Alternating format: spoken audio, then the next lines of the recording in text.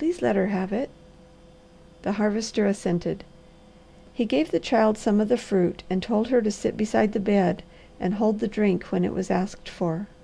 She agreed to be very careful and watchful.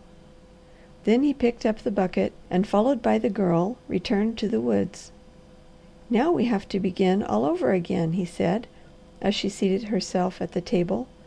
"Because of the walk in this heat, this time the program is a little different." He replaced the wafer box and opened it, filled the glass, and heaped the cold fruit. "Your aunt is going to have a refreshing sleep now," he said, "and your mind can be free about her for an hour or two. I am very sure your mother would not want you deprived of anything because she missed it, so you are to enjoy this, if you care for it. At least try a sample." The Girl lifted the glass to her lips with a trembling hand. "I'm like Aunt Molly," she said. "I wish I could drink all I could swallow, and then lie down and go to sleep forever. I suppose this is what they have in Heaven." "No, it's what they drink all over earth at present, but I have a conceit of my own brand. Some of it is too strong of one fruit or of the other, and all too sweet for health. This is compounded scientifically, and it's just right. If you are not accustomed to cold drinks, go slowly." "You can't scare me," said the Girl. "I'm going to drink all I want."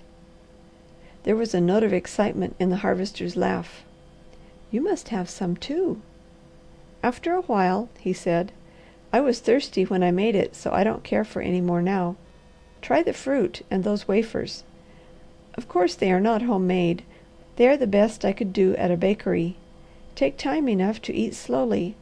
I'm going to tell you a tale while you lunch, and it's about a Medicine Man named David Langston. It's a very peculiar story, but it's quite true. This man lives in the woods east of Onabasha, accompanied by his dog, horse, cow, and chickens, and a forest full of birds, flowers, and matchless trees. He has lived there in this manner for 6 long years, and every spring he and his dog have a séance, and agree whether he shall go on gathering medicinal herbs and trying his hand at making medicine, or go to the city and live as other men. Always the dog chooses to remain in the woods. Then every spring, on the day the first bluebird comes, the dog also decides whether the man shall go on alone or find a mate and bring her home for company. Each year the dog regularly has decided that they live as always. This spring, for some unforeseen reason, he changed his mind and compelled the man, according to his vow in the beginning, to go courting. The man was so very angry at the idea of having a woman in his home, interfering with his work, disturbing his arrangements, and perhaps wanting to spend more money than he could afford, that he struck the dog for making that decision, struck him for the very first time in his life.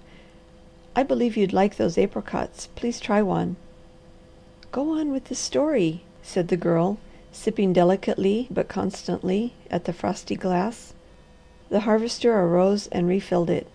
Then he dropped pieces of ice over the fruit. "Where was I?" he inquired casually. "Where you struck Belshazzar, and it's no wonder," answered the Girl.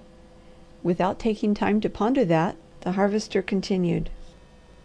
"But that night the man had a wonderful golden dream. A beautiful girl came to him, and she was so gracious and lovely that he was sufficiently punished for striking his dog, because he fell unalterably in love with her." "Meaning you?" interrupted the Girl. "Yes," said the Harvester, "meaning me. I, if you like, fell in love with the girl. She came so alluringly, and I was so close to her that I saw her better than I ever did any other girl, and I knew her for all time. When she went, my heart was gone." "And you have lived without that important organ ever since?" "Without even the ghost of it. She took it with her. Well, that dream was so real that the next day I began building over my house, making furniture, and planting flowers for her, and every day, wherever I went, I watched for her." "What nonsense!" "I can't see it." "You won't find a girl you dreamed about in 1,000 years." "Wrong!" cried the Harvester triumphantly. "Saw her in little less than 3 months.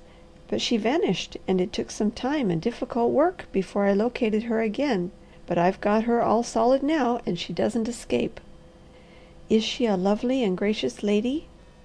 "She is," said the Harvester with all his heart. "Young and beautiful, of course." "Indeed, yes." "Please fill this glass. I told you what I was going to do." The Harvester refilled the glass, and the Girl drained it. "Now won't you set aside these things and allow me to go to work?" she asked. "My call may come any minute, and I'll never forgive myself if I waste time and don't draw your moth pattern for you." "It's against my principles to hurry, and besides, my story isn't finished." "It is," said the Girl. "She is young and lovely, gentle and a lady. You have her all solid, and she can't escape. That's the end, of course.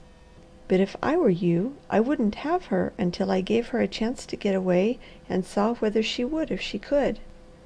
"Oh, I am not a jailer," said the Harvester. "She shall be free if I cannot make her love me. But I can, and I will. I swear it." "You are not truly in earnest." "I am in deadly earnest." "Honestly! You dreamed about a girl and found the very one?" "Most certainly I did." "It sounds like the wildest romancing." "It is the veriest reality." "Well, I hope you win her, and that she will be everything you desire." "Thank you," said the Harvester. "It's written in the book of fate that I succeed. The very elements are with me. The south wind carried a message to her for me. I am going to marry her, but you could make it much easier for me if you would." "I? What could I do?" cried the Girl. "You could cease being afraid of me. You could learn to trust me.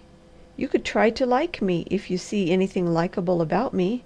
That would encourage me so that I could tell you of my Dream Girl, and then you could show me how to win her. A woman always knows about those things better than a man. You could be the greatest help in all the world to me if only you would." "I couldn't possibly. I can't leave here. I have no proper clothing to appear before another girl. She would be shocked at my white face. That I could help you is the most improbable dream you have had." "You must pardon me if I differ from you and persist in thinking that you can be of invaluable assistance to me if you will. But you can't influence my Dream Girl if you fear and distrust me yourself. Promise me that you will help me that much anyway." "I'll do all I can. I only want to make you see that I am in no position to grant any favours, no matter how much I owe you or how I'd like to. Is the candlestick you are carving for her?" "It is," said the Harvester. "I am making a pear of maple to stand on a dressing table I built for her. It is unusually beautiful wood, I think, and I hope she will be pleased with it." "Please take these things away and let me begin. This is the only thing I can see that I can do for you, and the moth will want to fly before I have finished." The Harvester cleared the table and placed the box while the Girl spread the paper and began work eagerly. "I wonder if I knew there were such exquisite things in all the world," she said. "I scarcely think I did. I am beginning to understand why you couldn't kill one. You could make a chair or a table, and so you feel free to destroy them. But it takes ages and almighty wisdom to evolve a creature like this, so you don't dare. I think no one else would if they really knew. Please talk while I work." "Is there a particular subject you want discussed?" "Anything but her. If I think too strongly of her, I can't work so well." "Your ginseng is almost dry," said the Harvester. "I think I can bring you the money in a few days." "So soon?" she cried. "It dries day and night in an even temperature, and faster than you would believe. There's going to be between 7 and 8 pounds of it, when I make up what it has shrunk. It will go under the head of the finest wild roots. I can get 8 for it sure." "Oh what good news!" cried the Girl. "This is my lucky day too. And the little girl isn't coming, so Aunt Molly must be asleep. Everything goes right. If only Uncle Henry wouldn't come home." "Let me fill your glass," proffered the Harvester. "Just halfway, and set it where I can see it," said the Girl.